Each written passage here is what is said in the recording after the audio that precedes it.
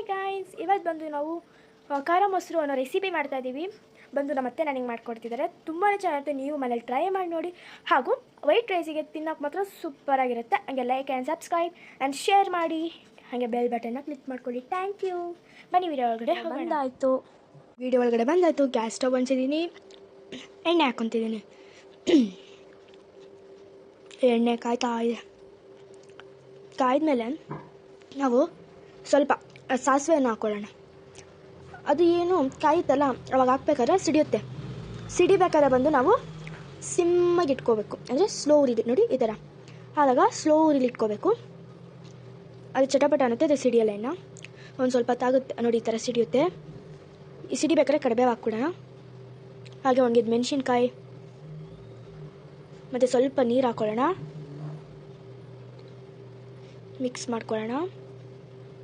ಅರಿಶಿನ ಎಷ್ಟು ಬೇಕೋ ಅಷ್ಟು ಅರಿಶಿನ, ಅಂದರೆ ಲೈಟಾಗಿ ಉದುರಿಸ್ಕೊಳ್ಳೋಣ ಅರಿಶಿನ. ಮತ್ತು ಈ ಥರ ಬರಬೇಕಾದ್ರೆ ನಾವು ಸಾಂಬಾರು ಪುಡಿ ಹಾಕ್ಕೋಬೇಕು. ಸಾಂಬಾರು ಪುಡಿ ಹಾಕ್ಕೊಳ್ಳೋಣ.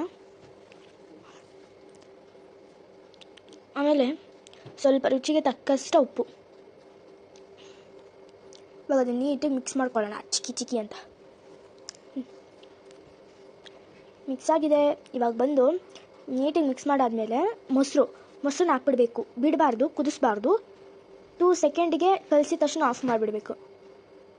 ನೋಡಿ ಈ ಥರ ಕಲರ್ ಚೇಂಜ್ ಆದಾಗ ಆಫ್ ಮಾಡ್ಕೊಳ್ಳಿ. ನಿಮಗೆ ಖಾರ ಬೇಕಂದರೆ ಖಾರ ಹಾಕೋಬೋದು.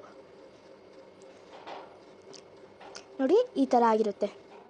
ಇವಾಗ ಒಯ್ದಿದ್ದೀನಿ. ಮೊಸರು ಸಣ್ಣನ ಸ್ವಲ್ಪ ಇಟ್ಕೊಳ್ಳೋಣ. ಬನ್ನಿ ಇವಾಗ ಟೇಸ್ಟ್ ಮಾಡಿ ನೋಡೋಣ. ಸೂಪರಾಗಿದೆ. ನೀವು ಮನೇಲಿ ಟ್ರೈ ಮಾಡಿ ನೋಡಿ ಮೊಸರು ಖಾರ ರೆಸಿಪಿನ.